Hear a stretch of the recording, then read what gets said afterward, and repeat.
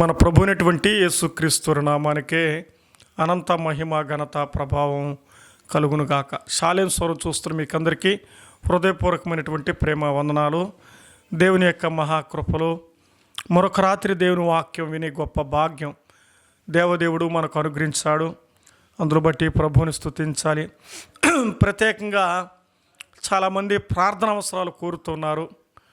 ఎక్కడ చూసినా పసిపిల్లలకి, అలాగే పెద్దవారికి, వృద్ధులకు, శరీర బలహీనతలు, దీర్ఘకాల స్వల్పకాల వ్యాధులతో ఇబ్బంది పడుతున్న వారు ఉన్నారు. వాళ్ళ కొరకు మనం ప్రార్థన చేయాలి. ప్రియులారా, ఈ కార్యక్రమాలు ఎవరైనా చూస్తున్నప్పుడు మీ ఎదుటికి ఎవరైనా ప్రార్థన కోరినప్పుడు, దేవా వారిని స్వస్థపరచడం నాయన, వారిని బాగు చేయండి ప్రభువా, వారిని కాపాడండి తండ్రి అని మనము వారి పక్షాన మనం ఏం చేయాలంటే విన్నపించాలి. కనుక వాళ్ళ కొరకు మనం ప్రార్థన చేసి వాక్య ధ్యానంలోనికి మనము దాటిపోదుముగాక. ప్రార్థన. మా రక్షకుడైన మా దేవా, భూమి ఆకాశాలు మాట చేస్తా కలుగు చేసిన మా తండ్రి, నీ పాదములకే స్తోత్రములు. ఈ లోకము యొక్క జీవన శైలి విధానం మీ ఆధీనములో ఉన్నది. ప్రజలు మీ వారు నాయన ఎంతోమంది తండ్రి గర్భఫలాల కొరకై తండ్రి బాధపడుతూ నా భర్త కొరకు, నా భార్య కొరకు, నా బిడ్డల కొరకు ప్రార్థించమని కోరుతున్నారు.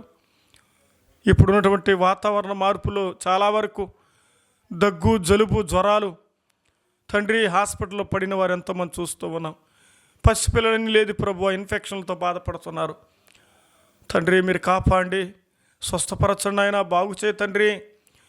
నువ్వు తప్ప ఎవరు ప్రభు బాగు చేయగలరు నాయన. ఈ రాత్రి వేళ అందరి పక్షాన ప్రార్థిస్తూ ఉన్నాం. ఉద్యోగాలు లేవని, వివాహాలు జరగలేదని, ఇల్లు కట్టుకోలేక, వ్యాపారాల్లో విజయవంతం కాలేదని బాధపడుతున్న వారి కొరకే మేము ప్రార్థిస్తూ ఉన్నాం. యేసయ్యా, నీ కనికరం చూపండి నాయన, నీ దయ చూపండి, నీ తోడు, నీ ఆదరణ చేత ప్రభువా మీరు సహాయం చేయమని ప్రార్థిస్తున్నాం. ఈ రాత్రి వేళ మీరు ప్రార్థన వినందరికీ మీకు కృతజ్ఞత చెల్లిస్తూ యేసయ్య నామమును బట్టి వాక్య సహాయం కొరకై నీ వైపు చూసి అడిగి వేడుకొనుచున్నాము తండ్రి, ఆమేన్. మంచిది. ఈ రాత్రి వేళ వాక్యం వినడానికి, ఆసక్తితో కూడి రావడానికి వాక్యము ఛానల్ షాలేం స్వరం తిరుపతి యూట్యూబ్ ఛానల్ ద్వారా మీరు వింటూ ఉన్నారని, అప్పుడప్పుడు ఆయా స్థలాల్లో నేను కనిపించబడినప్పుడు నన్ను మీరు ప్రోత్సహిస్తున్నారు. కేవలం దేవుని ప్రేమ చేత నింపబడుతూ నాతో కూడా టీం షాలేం స్వరం పిల్లలందరూ కూడా పరిచర్యలో ప్రోత్సహిస్తూ దేవుని వాక్యాన్ని మానకుండా, నిలపకుండా దేవుని వాక్యం ఊపిరి ఉన్నంత వరకు సువార్తను అందించాలన్న ఒక భావనతో ఈ పరిచర్యను ప్రారంభించగా, ఈ పూట రాత్రి వేళ యాకోబు పత్రికలోంచి వాక్యాన్ని చదువుతున్నాను. దయతో గమనించండి. మొదటి అధ్యాయము 4వ వచనాన్ని చదువుకుందాం. మీరు సంపూర్ణములను అనురాంగులను ఏ విషయములో కొదువలేని వారి ఉండినట్లు ఓర్పు తన క్రియను కొనసాగింపనీయుడి. మీలో ఎవరికైనా జ్ఞానము కొదువుగా ఉన్నాడలా అతడు దేవుని అడుగవలెను. ప్రియులారా, మనం చదవబడిన వాక్యం ఇక్కడ కొదువ అనేది మనం గమనించాలి. కొంతమంది జీవితంలో చాలా కొదువులు ఉన్నాయి. దేహంలో కొదువ ఉన్నది, కుటుంబాల్లో కొదువులు ఉన్నాయి, వ్యాపారాల్లో కొదువులు ఉన్నాయి, ఉద్యోగాల అవసరాల్లో కొదువులు ఉన్నాయి. కొదువు అంటే ఒక మనిషికి ఉపయోగపడేది. చెదిరిపోయినటువంటి అన్య దేశానికి వెళ్ళినటువంటి పరిశుద్ధుల కొరకై యాకోబు యొక్క ఆలాపన,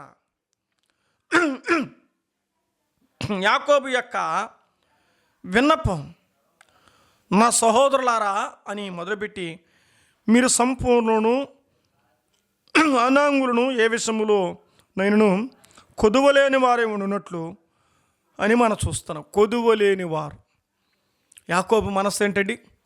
కొదువలేని వారు. ఒక భక్తుడు భక్తుల పట్ల ఎలాగునంటే, నా పిల్లలు బాగుండాలి, నా పిల్లలు క్షేమంగా ఉండాలి, నా పిల్లలు సంతోషంగా ఉండాలి, నా పిల్లలు సౌఖ్యంగా ఉండాలి, నా పిల్లలు పరిపూర్ణంగా ఉండాలి, నా పిల్లలు అసంపూర్ణంగా ఉండకూడదు, నా సహోదరులు బాగుండాలి. అది యాకోబు యొక్క వాంఛ. కొదువ లేని వారై, కష్టము లేని వారై, భక్తి లేని వారే ఉండడం ఇష్టం లేదు, ప్రార్థన లేని వారే ఉండడం ఇష్టం లేదు, కూడిక లేని వారే ఉండడం ఇష్టం లేదు. అది నచ్చలేదు యాకోబుకి. ఏమంటాడంటే, మీరు పరిపూర్ణతలో ఏముండాలి, కొదువ లేని వారుగా ఉండాలి అన్నాడు. మన జీవితంలో కొరతలు ఉన్నాయి వాస్తవమే, కోరికలు ఉన్నాయి వాస్తవమే, కానీ కొదువు లేని జీవితాన్ని దేవునిలో అనుభవించాలి. నాకే కొదువు లేదండి, తృప్తిగా ఉన్నానండి దేవునిలో చెప్పగలమా? ఎప్పుడు చెప్పగలం? ఆయనతో ఉంటూ ఉన్నప్పుడు సమృద్ధి అండి దేవునితో. కొదువు లేకుండా దేవుని దయలో ఆయన వాక్యం వింటూ ఉన్నాను.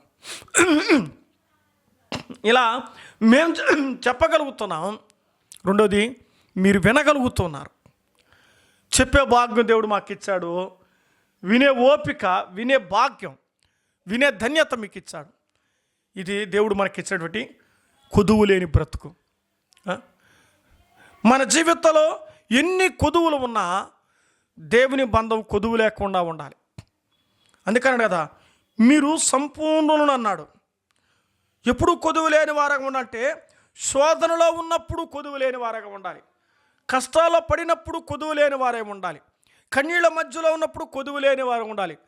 ఎట్టుంటుందంటే, ఇప్పుడు మీకు ఒక మాట చెప్పాలి. కాలికి ముళ్ళు గుచ్చుకుంది, ఏరా నొప్పిగా ఉందరా అంటే ఎట్టుంటుందా? నొప్పి ఉన్నా దేవుని దయని బట్టి ఆ నొప్పి తగ్గిపోతుందిలే అని భక్తుని యొక్క భావనతో నింపబడి జీవించాలి. యాకోబు యొక్క మనస్సు ఏంటంటే, ఇక్కడ తనంటాడు ఈ 5 అధ్యాయాల్లో, కొదువు లేని వారే, కొదువ కలిగిన జీవితం అనే పదాలు వివరించాడు. కొదువ ఎప్పుడు ఏర్పడుతుంది అంటే, ఆ కొదువ ద్వారా పవిత్రంగా ఉన్నప్పుడు అపవిత్రత ఏర్పడింది. అంటే కొదువ ఏర్పడుతుంది. ఇప్పుడు ఏం పోయింది? పరిశుద్ధత పోయి ఏమొస్తుంది? పాపం ఏర్పడుతుంది. అప్పుడు ఏది కొదువైపోయింది? పరిశుద్ధత కొదువైపోతుంది. కాబట్టి దేవుని వాక్యంలో రాయబడినట్లుగా విశేషమైనటువంటి మాట మనం ఏం చదువుతామంటే, కొదువ లేని వారై, కొదువ లేని వారై. యాకోబు అన్నాడు, మనం కొదువ లేని వారంగా ఉండాలి. కొద్ది మందిమైనా ఎట్లుండాలట? కొదువ లేకుండా ఉండాలి.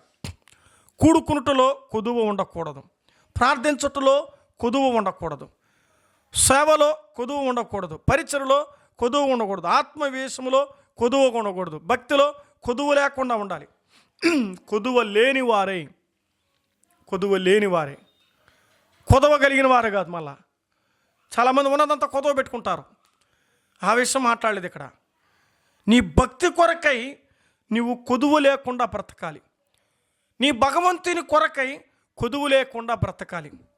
నీ కొరకు రక్తం ఇచ్చిన ప్రభు కొరకై కొదువు లేకుండా బ్రతకాలి. అది ఆడ ఉద్దేశం. యాకోబు యొక్క మాట ఏంటంటే, నువ్వు ఏ విషములోనైనా అన్నాడు, ఏ విషములోనైనా నువ్వు కొదువు లేకుండా బ్రతకాలి. ఎందుకన్నాడు అంటే, యాకోబు కొదువు కలిగిన బ్రతికేది ఇష్టం లేదు. దేవుని పిల్లలో నేను కొదువు కలిగి ఉన్నాను, నేను కొరత కలిగి ఉన్నాను, నేను కొరగని వాడిని అయిపోయినాను, నేను చేతగాని వాడిని అయిపోయినాను, నేను నిస్సాయిని అయిపోయినాను, నేను పనికిరాని అయిపోయినాను, నా వల్ల ఏం కాకుండా పోతా ఉంది, నేను చేయలేని వాడు అయిపోతున్నాను అని దేవుని పిల్లలు అనకూడదు. నా ప్రభువుని బట్టి నేను చేయగలను, నా ప్రభువుని బట్టి నాకు వస్తుంది, నా ప్రభువుని బట్టి బలపరచబడతాను, నా ప్రభువుని బట్టి ఇంకా దేవుడు నన్ను దీవిస్తాడు, ఇంకా నన్ను ఆశీర్వదిస్తాడు, ఇంకా నన్ను బాగు చేస్తాడు, నన్ను బలపరుస్తాడు, నన్ను నడిపిస్తాడు, నా ముందు మంచి భవిష్యత్తు ఉన్నది. ఆ మనసుతో పరిచర్యను మనం ముందుకెళ్ళాలి. అది కుటుంబ జీవితమైనా, అది దాంపత్య జీవితమైనా, అది భక్తి జీవితమైనా, అది భౌతికమైన జీవితమైనా, అలా బ్రతకడానికి కొరకైనటువంటి ఆలోచన, అంకిత భావం, అన్వేషణ చాలా ప్రాముఖ్యమైనది. మనము నిరీక్షణ లేని వారం కాదు, నిరీక్షణ కలిగిన వారంగా బ్రతకాలి. భక్తి లేని వారం కాదు, భక్తి కలిగిన వారంగా బ్రతకాలి. విశ్వాసం లేని వారుగా కాదు, విశ్వాసం కలిగిన వారుగా బ్రతకాలి. మీరు అన్నాడు, మీరు సంపూర్ణతలో ఏ విషయంలో కొదువ లేని వారై ఉండునట్లు అన్నాడు. అంటే ఉండునట్లు అంటే వాళ్ళు ఏముంది, వాళ్ళ కొదువు ఏర్పడుతుంది. కొదువు ఏర్పడకుండా చూసుకోవాలి. మీరు బాగా గమనించాలి. కొదువు లేకుండా మీకు ఇంకా బాగా చెప్పండి, టైర్ గాలి తక్కువ ఉన్నందుకు పంచర్ అయిపోతుంది. టైరు గాలి పరిపూర్ణతో పంచర్ కాదు, జాగ్రత్తగా ఉంటుంది. అంటే గాలి ఉండాలి. గాలి లేకపోతే అది ఆ బండి ముందుకెళ్ళడానికైనా చాలా ఇబ్బంది పడుతుంది. విశ్వాస జీవితాల్లో కొదువు లేకుండా దేవునితో బ్రతకాలి మనం. ఎప్పుడైతే మనలో కొదువు ఏర్పడుతుందో మన జీవితాలు కూడా కొదువు ఏర్పడతాయి. నువ్వు కొదువు కలిగిన జీవితం భక్తులు ఏర్పడితే భౌతికమైన జీవితంలో నీ కొదువులు ఏర్పడతాయి. అది గుర్తుపెట్టుకోవాలి. మీకు చెప్పాలంటే ఎందమ్మ పుల్లకూర అంటే ఎందమ్మ తీయకూర. నువ్వు ఎప్పుడైతే భక్తిలో పడిపోతావో భుక్తి పొందాలంటే కుదరదు. మీకు కావాలంటే మరొక వాక్యం చూపిస్తా చూడండి. యాకోబు పత్రిక 4వ అధ్యాయం 2వ వచనాన్ని నేను చదువుతా. మీరు ఆశించున్నారు కానీ మీకు దొరకలేదు. బా, ఎంత ఘోరమైన మాట. మీరు ఆశిస్తున్నారు. చెదిరిపోయినటువంటి సంఘస్థులారా, చెదిరిపోయిన జనాంగమా, మీరు ఆశిస్తున్నారు కానీ మీకు దొరకలేదు. మీ అవయములు పోరాడుచు మీరు భోగేచుండే కదా. మీరు ఆశిస్తున్నారు కానీ మీకు దొరకలేదు. ఏమి లేదంట. అక్కడేమన్నాడు, కొదువ లేని వారికి ఉండినట్లు చూసుకోమన్నాడు. ఇక్కడ అన్నాడు మీకు దొరకనే లేదు. ఇప్పుడు కొదువ లేని బ్రతుక, కొరత కలిగిన బ్రతుక మనం ఆలోచించాలి. ఇప్పుడు అన్నాడు మీకు దొరకలేదు అన్నాడు. ఎందుకు దొరుకుతుంది? నువ్వు చేసే పని ఏంది, నీ ఆలోచన ఏంది, నీ ఉద్దేశం ఏంది, నీ తలంపేంది, నీ ఊహలేదంటే సుఖభోగాల మీద మీరు ఆశిస్తున్నారు కానీ మీకు దొరకలేదు. ఏం ఆశించారు మీరు? భోగేచ్ఛలు ఆశించారు, సుఖాలు ఆశించారు, సౌఖ్యాలు ఆశించారు, సరదాలు ఆశించారు. విలాసవంతమైన జీవితం అంటే తిన్నామా, తాగినామా, పడుకున్నామా, తెల్లారిందా. కాబట్టి మన జీవితాలలో మనం ఆలోచించవలసిందంటే దేవుని వాక్యలు చెప్పబడినట్లుగా సుఖాలకు దూరమైతే, సరదాలకు దూరమైతే, సౌఖ్యాలకు దూరమైతే, లోకభోగాలకు దూరమైతే కొర్రగాని బ్రతుకుని బ్రతకగలం మనం. లేదు సుఖాలు సంతోషాలు అనుభవించాలి అనుకుంటే అప్పుడప్పుడు కొన్ని గాయాలు అనుభవించాల్సిందే, కొన్ని అవమానాలు అనుభవించాల్సిందే, కొన్ని దెబ్బలు అనుభవించాల్సిందే, కొన్ని సిగ్గు కలిగే జీవితాలు ఏర్పడతాయి. అందరి ముందర అవమానించబడ్డాం, అందరి మీద హేళన చేయబడతాం, అందరి ఎదుట మన ఎదుట మనము బాగున్న వారి దగ్గర ఎలాగే పెట్టి ఒక బలహీనుడుగా, ఒక ముద్దాయిగా, ఒక దోషిగా, ఒక దొంగగా, ఒక పాపిష్టోడుగా, ఇంకా చెప్పాలంటే ఘోరమైన వాడిగా నిలబడిపోతాం. ఎప్పుడైతే ఈ లోకం యొక్క పోకడ మన మీద ఏర్పడుతుందో తద్వారా మనము నష్టపోతాము. కొదువలేనిగా బ్రతికిన బ్రతుకు మన జీవితంలో కొరత కలిగిన జీవితంగా మారిపోతున్నాం. ఎవరు చేసిన తప్పు ఎవరో చేయలా, మనకు మనమే చెడగొట్టుకున్నాం, మనకు మనమే పడిపోతున్నాం, మనకు మనమే దారి తప్పినాం, మనకు మనమే విడిపోయినాం, మనకు మనమే చెడిపోయాం, మనకు మనమే పడిపోయాం, మనకు మనమే పాడైపోతున్నాం. ఎవరు మనల్ని మార్చలా, మనం మారిపోతున్నాం. ఎవరు మనల్ని బెదిరించలా, మనమే లోబడిపోతున్నాం.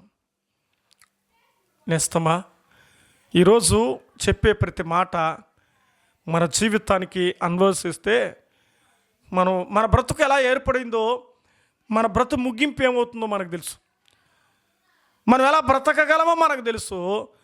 వదులుకోవాలన్నా, పెట్టుకోవాలన్నా, తెచ్చుకోవాలన్నా, కట్టుకోవాలన్నా, ఉంచుకోవాలన్నా, ఓడబెరుకోవాలన్నా, పొందుకోవాలన్నా, పోగొట్టుకోవాలన్నా మన చేతులనే.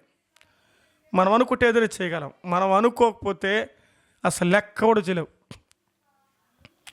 ఆలోచించండి, శరీరం చనిపోతే, మనసు చనిపోతే ఈ భూమి మీద దానికి విలువ లేదు. కాబట్టి దేవుని వాక్యంలో రాయబడినట్టుగా దేవునిలో బ్రతికించాలి, లోకంలో మనం చనిపో. అందుకే మీరు పాపముల చేతను అపరాధముల చేతను సచ్చిన వారై ఉండగా మనం చనిపోయిన బ్రతికిని దేవుడు బాగు చేస్తాడు. పాపమెరుగున ఆయన మన కొరకు పాపిగా చేయబడి 3 మేకుల మధ్యలో సిలువ మేకుల మధ్యలో వేలాడదీయబడి మానవుల పాపమంతా ఆయన భరించి మన కొరకు శిక్ష నలుగుగొట్టబడ్డాడు, గాయపరచబడ్డాడు, వధించబడ్డాడు, అవమానించబడ్డాడు, ఉమ్మివేయించుకున్నాడు, కొరడాలతో కొట్టించుకున్నాడు, ఎగతాళి చేయబడ్డాడు, పరిహసించబడ్డాడు, తోలనాడబడ్డాడు, తృణీకరించబడ్డాడు. ఎగతాళి లేనివాడు ఇప్పుడు ఎవరికో తెలుసా? సృష్టికర్త అనే దేవుడు, ఆరాధికుడైన దేవుడు, జగత్రక్షకుడైన దేవుడు, స్తుతుల సింహాసనాసనుడైన దేవుడు, నిత్యము కిరుబు సిరువుల మధ్య ఆరాధించబడే ఆ ప్రభువు నీ కొరకు నా కొరకు ఏమంటే బలియాగం చేయబడి మనందరి కొరకే తన ప్రాణాన్ని త్యాగంగా అర్పించడానికి ఇష్టపడ్డాడు. ఏముంది మనలో? నాలో ఏం చూసావు, నాలో ఏ మంచి ఉందని పౌలు భక్తుడు రాస్తాడు. సౌలుగున్నప్పుడు తన భక్తి జీవితం తెలియలేకపోయిందేమో, కానీ పౌలుగా మారిన తర్వాత అయ్యా మంచి చేయాలనుకుంటున్నాను, కానీ నాలో మంచి లేదయ్యా, నేను కీడే చేస్తున్నాను. ఈరోజు యాకోబు పత్రికలు మనం చదువుతున్నాం, కుదువ లేని వారే ఉండమన్నాడు. ఇక్కడ మనం చూస్తున్నాం, అంటే ఏమీ లేని వారు ఉండడం ఇష్టం లేదు, ఆశిస్తున్నారు కానీ అది దొరకలేదు. ఏం లేదు, దొరకలేదు, కుదువ లేదు వారే. ఇక్కడ దొరకలేదు. ఎందుకు దొరకలేదు? దేవుడికి అది నచ్చల, దేవుడికి అది ఇష్టంలా, దేవునికి అది అసహ్యం, దేవునికి అది వ్యతిరేకం, దేవునికి అది అపవిత్రత, దేవునికి అది అవిధేయత, దేవుని దృష్టిలో తగినది కాదు. అందుకే దొరకలేదు. గుర్తుపెట్టుకోండి, మనకేదైనా వస్తుందంటే ఆయనకి నచ్చి ఉంటేనే వస్తుంది. మనకేదైనా పొందుతున్నామంటే ఆయన దృష్టిలో అంగీకరిస్తేనే వస్తుంది.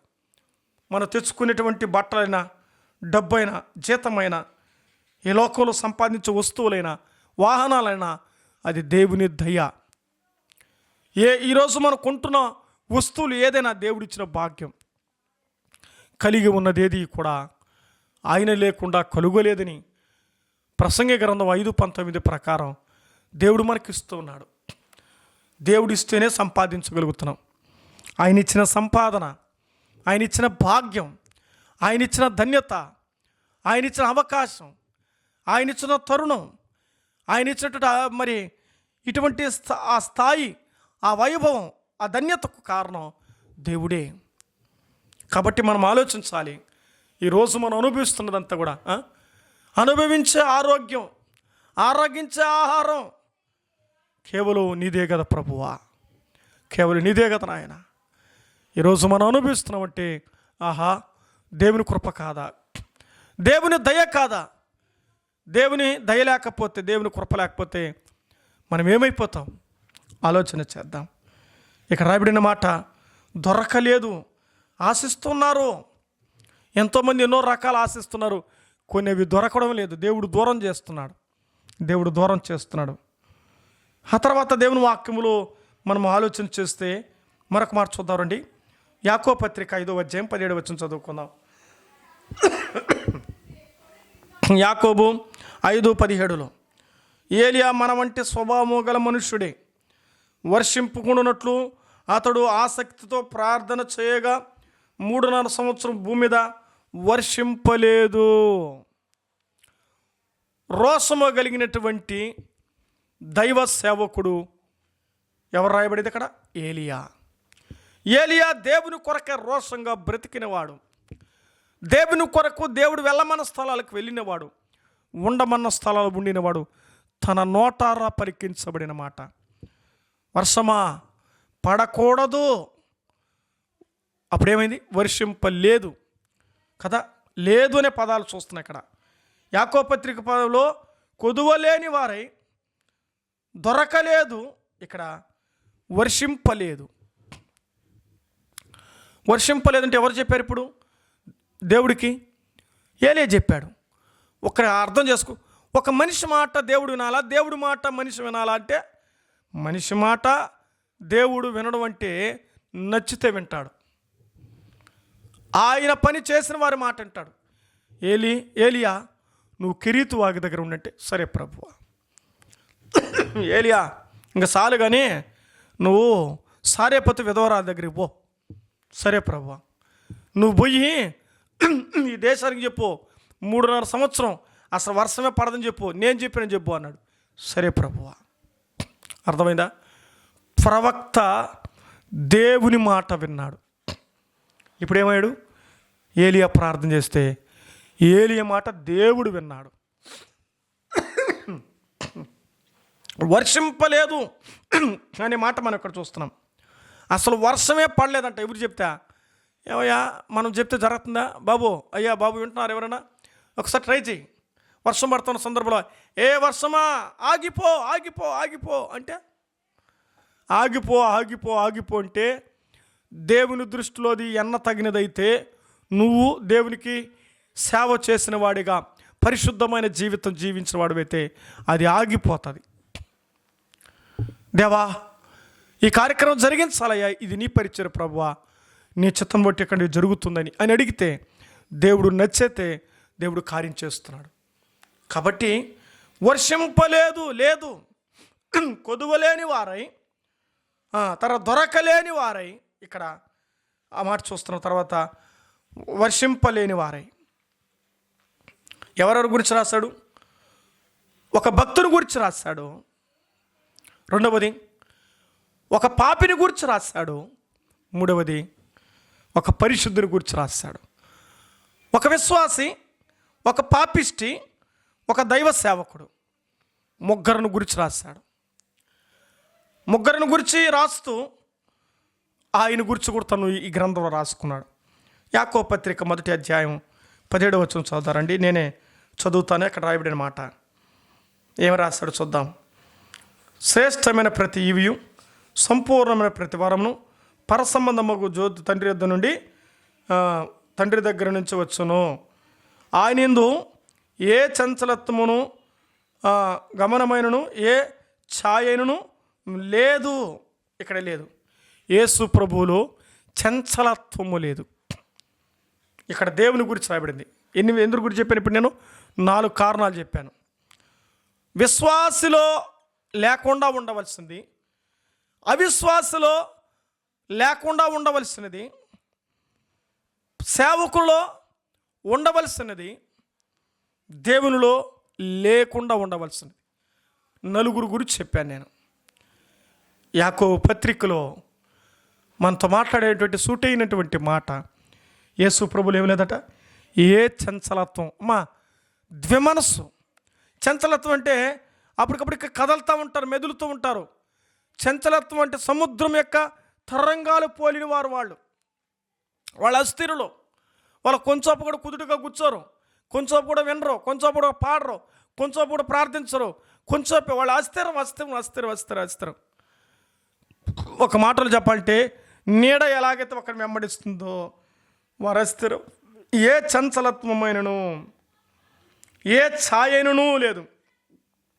అంటే ఆయన ఎందు అనే మాట మనం చూస్తున్నాం. యేసు ప్రభువులో ఏ మచ్చ కానీ, ఏ డాగు కానీ, ఏ కల్మషము కానీ, ఏ అపవిత్రత కూడా లేదు. ఆయనలో లేనిది పక్షపాతము లేదు. ఆయనలో లేనిది అబద్ధం ఆడడానికి ఆయన నరుడు కాడు.